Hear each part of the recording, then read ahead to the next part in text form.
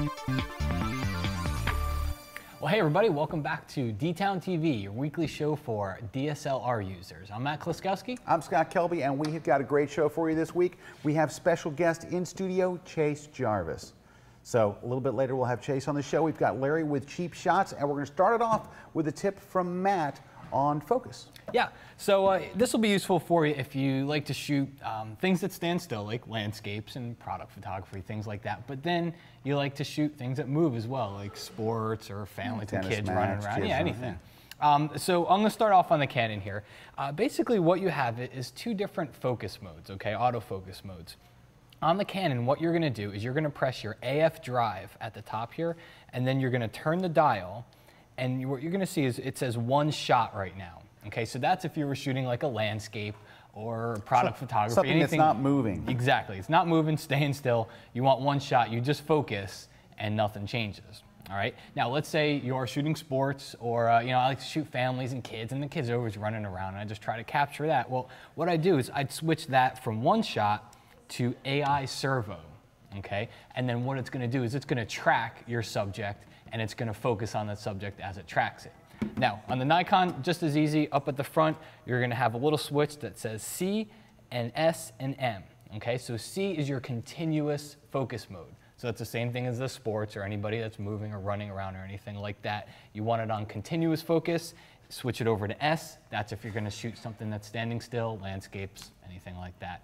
Just focus on what you focused on.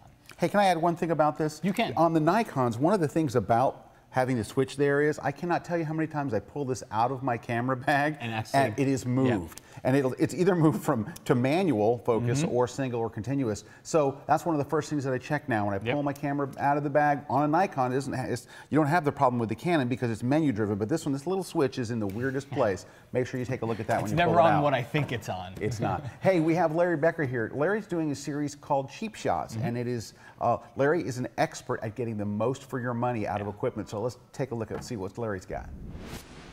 Well, if you're used to using speedlights like I am, you've got all kinds of different setups. Now, this is one of the more expensive speedlight setups. This is a Westcott.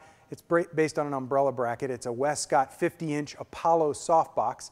And then this is a less expensive, far less expensive. It's a $10 shoot-through umbrella. But one of the challenges for budding photographers with any of this stuff is we don't have a modeling light if we've just got speed lights. We don't have that little soft light that tells us what the flash is going to look like. Well, I'm going to show you how for just a couple of bucks and a few items from Home Depot you can do it. I'm going to show you what these items are first of all. This little socket thing, it's a light bulb socket on this side, and on the other side it just plugs into any extension cord. This is any extension cord. It's a 12-foot, $2 extension cord from Home Depot, and then this is an A-clamp, and these are about $1. So let me show you how all this goes together to make a modeling light. Start off by just plugging this in and get it over into the picture zone, into the light zone, and hold it there with your A-clamp. Now you put in one of the compact fluorescent bulbs. Now you want to make sure that you get daylight adjusted bulbs. You can get really, really expensive, really bright, high wattage, and you can get low, inexpensive, low wattage ones. But you want to stay with something low to the middle of the range because you don't want this light to overpower the shot. It probably won't. But I usually go with like a 60 watt equivalent up to a 100 watt equivalent. And make sure that these are daylight adjusted, something in the 5500 to 6500 Kelvin range. So there you have it. That's it. This is a modeling light. It's just a light from the same vicinity as your speed light. And it's going to give you just an idea of how the light is going to look on your subject. Couple of bucks, couple of parts, daylight adjusted bulb, you're set.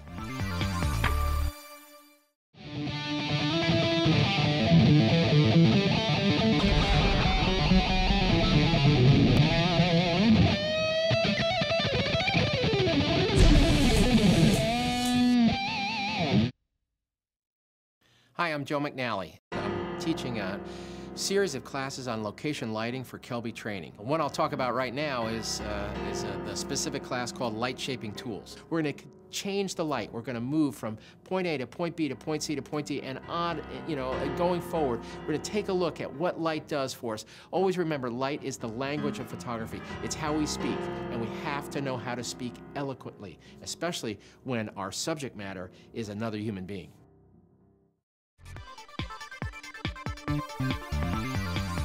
All right, well, thank you, Mr. Larry Becker. Now we're going to throw it over to Scott. You've got a tip, kind of goes off of something we talked about last season. Right, back in season 1 of DTown, which, by the way, you can still go to the DTown website and watch that. We have all the back episodes.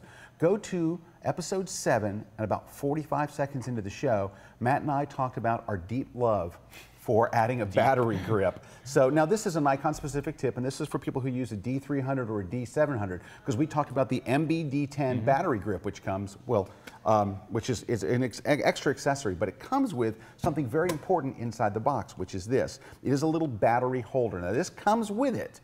There's no batteries in it, of course. Yeah. Batteries are not included. But so you go out and you buy 8 AA batteries and you put them in here. And what we talked about in that show was that it increases your frame rate from 5 frames per second to 8 frames per second. Now, there's 2 parts of this. Number 1 is you put that in, you go to shoot, and it doesn't sound any faster because there's a setting you have to do in the camera. So first, let's talk about that. Get your 8 batteries, only these kind of batteries, not those gray batteries. Get one of these. That go in the camera. Right. Yeah. Put it inside your camera. Then you're going to go to your menu. You're going to go to the shooting and display menu. And inside the shooting and display menu, you're going to scroll down to battery order. Here's what you want to do. You have 2 choices. You can either use the camera battery first. No, you want to use the MB-D10 batteries first. You want to use those ones that you just put in here. Now back in 7, we talked about different batteries that you can buy and accessories and stuff. But so make sure you go watch that 45 seconds in episode 7. All right, so you want to use the MB-D10 batteries first. Now, so it speeds up your frame rate, but I don't think most people realize what a difference this makes. It'll be the best 8 AA batteries you ever bought. I want to show you guys the difference of what it sounds like shooting 5 frames per second on a D700 to what it sounds like shooting 8 frames a second. So I'm going to take the battery out. So now you're going to hear the camera first, all right? So let's go. I mean, not bad, but yeah. Now, what I'm going to do is I'm going to put the battery pack in. So now we're going to get the expanded frame rate of 8 frames per second. Night and day. 8 batteries, the best 8 batteries you will buy this year. So just wanted to tell you about that. Cool. All right, so we had Chase Jarvis in the studio a little while back and did a quick interview with him. Let's go check that out. All right, everybody, so we are here in the studio with Chase Jarvis, and welcome, Chase. Thanks very much for having me, man. Appreciate it. And professional photographer and all-around cool guy, and he was in the studio and visiting, and we said, Chase, can you come on the show? He said no, and I asked please, and I finally had to give him my Nikon cup. It worked. Coke Zero, no less. We're both Coke Zero drinkers. Yes, we are Coke Zero drinkers. So, so Chase, we talked about this before we started this, but you know, people like recipes. You have a website, thebestcamera.com, and it's got all these photos with lots of recipes of what was used to create them. But people like recipes, and I know there's not a recipe to be a great photographer, but there are things that you get asked that can help people. Yeah, and I probably should have an FAQ section because I get asked a lot of questions that fall into similar piles. And strangely, maybe not strangely, because it's easy to talk about gear. Yeah. And so that's like a huge category of questions, like what do you use for this, and what kind of this do you use? And I understand the nature of those questions, and I know why people ask them. But I'm going to make this kind of like the anti-question, because what I want to do is I want to flip that on its head and say, for once, don't worry about gear. Don't let gear keep you from the shot that you want. The gear you can't afford, that you don't have, that you broke, that you can't find, is not the barrier between you and becoming a better photographer. And so the next time you go out shooting, just take one lens, and maybe not your best body if you have 2 bodies, or take whatever you have. You know, the idea that the best camera is the one that's with you is the title of the book that we're going to talk about in a second. That kind of applies here. It's just the fact that stop thinking about gear, and if you say, oh, I just wish I had a 200mm lens, I only have a 50. Well, get closer to your subject. Walk closer to it. You know, it's literally use your feet, walk closer. If I wish I had a wide-angle lens, step back. Yep. And that, like those little creative parameters, actually make you into a better photographer without gear. That said, you know, gear can come later. Just try and escape that mentality for a second, because I see it trapping a lot of people. It's almost like a little mini assignment. You know, it's like take what you got, Yep. take a certain lens, go out and force yourself to take the photos that you'd want, even though you might take 3 lenses with you. Don't do that. Yeah, just put gear on the shelf for just a second, and think about photography. All right, so next. Next, I think this is an interesting one, especially for people in the kind of the amateur, advanced amateur, where you want your shots to look more pro. And specifically with regard to lighting, like lighting it's all the rage, because we got these off-camera flash systems. Yeah, everybody can have them. It makes it approachable for everyone. It makes it really accessible. But I think people, they cheer success too quickly. And if they're really trying to look like a pro, there's one dead giveaway that I mean, aside from a very, very narrow range of stylistically specific subjects, that generally they're overlit. And people, admittedly, the first time I did it, I was like, oh my God, I got the light coming from the light to the left, and, you know, and you can see that light. And what I would encourage people to do is, if you're in this phase where you're starting to light, and ideally lighting off camera, try and make it so that we actually don't see the light, or that it's so subtle that you can't really deconstruct the picture, that you don't want to say, oh, there's a 4x6 softbox right here, and there's a bounce card here, and make it look really natural, but use lights. That's kind of cool. It's a good way to put it, too. Make it so you can't deconstruct the lighting that was used inside of it. Yeah, and I did a blog post, I don't know, maybe 6 months ago or something, called Subtle Light. And so you can check that out if you want to read more. But it was a popular post because I think there's this desire to, if I'm letting off camera, I want to be able to show people, look what I'm doing. I'm letting off camera. When in reality, that doesn't necessarily equal a good picture. Yeah. To me, it's kind of a flag like, okay, I'm just starting to experiment with this stuff. So maybe tone it down a little bit. Okay. Like try a bounce card, a fill card, not necessarily a 1,200 watt second pack 4 feet from the model's head, lighting their hair. Right where it should be. Right. All right, so I'm going to jump in with one. All right. That I got for you, which is, and I think people have it for everybody out there, which is, you got a favorite lens?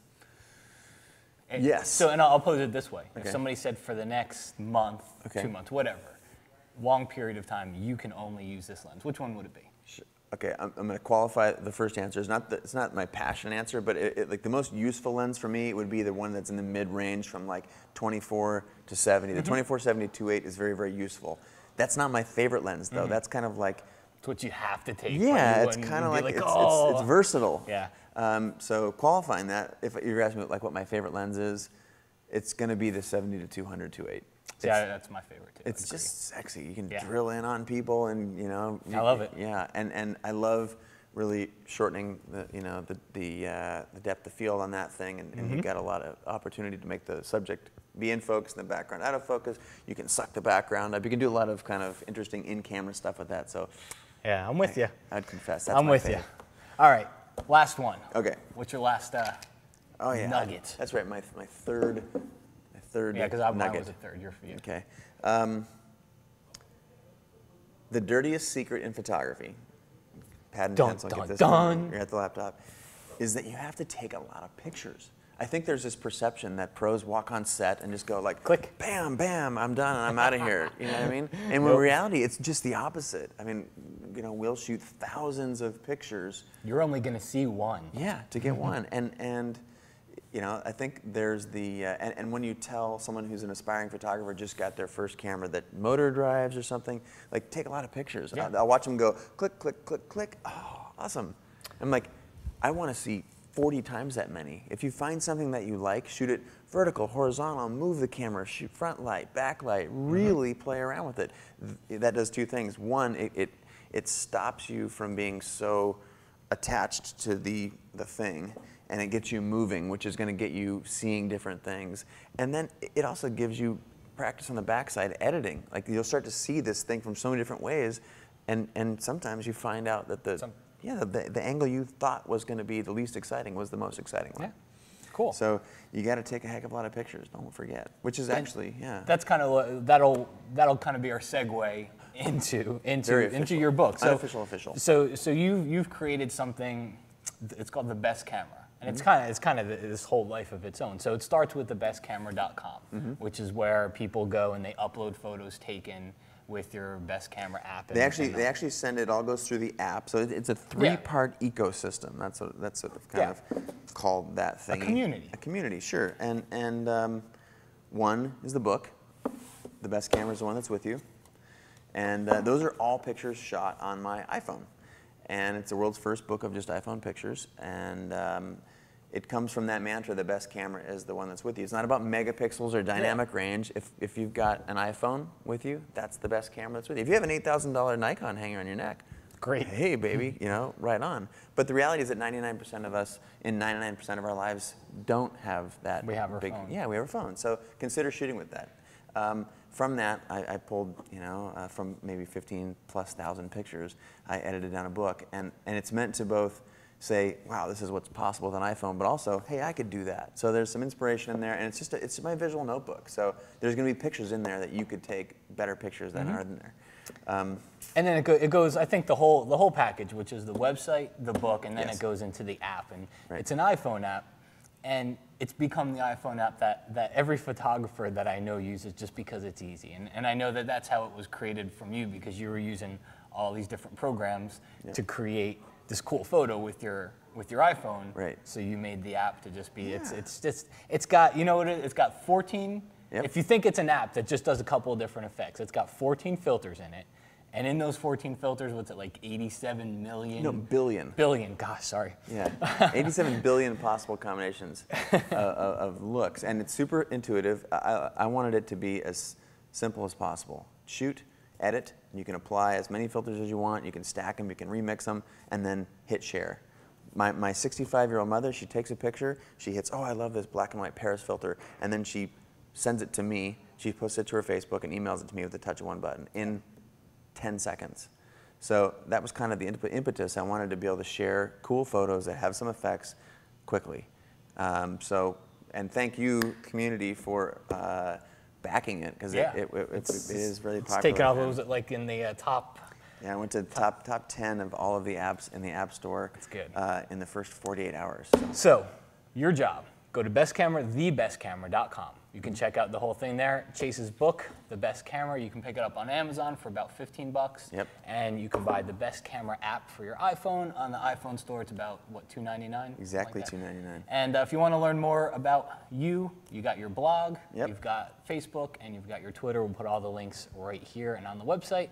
But hey, thanks for coming by, man. We really appreciate it. My pleasure. It's good to talk to you, and we'll have you back here soon. Thanks for letting me stop by. Cool. All right, beautiful, beautiful. Okay, a little bit closer. Okay, that's it. Work a little bit to the side. Yep, there we go. That's it. Hold it. Time for a close-up. Brad, need 2.5 F2. Can I get that hair adjusted, please? All right, the hair's looking good. Looking good. All right. That's it. Work the hair. Work the hair. Come on. That's it. Give it to me. There we go. Beautiful. Beautiful. Yes. Work the hair.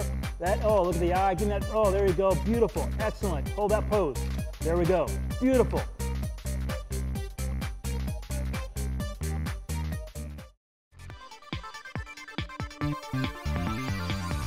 Hey guys, we always want to hear your comments and feedback, and you can give this to those on the DTown website. It's not easy to know where to leave the comments, so here's what you do. Go to kelbytv.com/DTown. Yeah. Then what you do is you click on the current episode, and it takes you to a page where the current episode is. And if you scroll down, you'll see there's a comment section. You can leave us comments, and Matt and I read every single one of them. So please send us your ideas and your comments and things you'd like to see us cover in future shows. And we delete all the bad ones. Absolutely. All right. Hey, one more thing. So next week, but last week, we did kind of the Tech Guide show. We didn't like it. We didn't like our Tech Guide show at all. So, you know what we're going to do? We're just going to do our tip shows every week, and when we have products to review and talk about them, we'll just talk about them in the show here. So just make sure you tune in next week. Got more tips and digital photography fun for you. Also, we're going to end every show with some inspiration for you. We're going to turn you on to the work of a really cool photographer. And I want to tell you about somebody I really like. He does sports portraiture. His name is Patrick. Yeah. And I may be pronouncing this wrong. Yeah. Giordino. I think it's Patrick Giordino. His stuff, I love his stuff. It's tremendous. Go to giordinophoto.com. untiltedchapter.com. We'll put the web address here. But he's got great stuff, really, really terrific. So go check him out. Hey guys, thank you for watching another DTown episode. We'll be back next week, and on behalf of myself and Matt Kluskowski. Take care, everybody. Have a good one.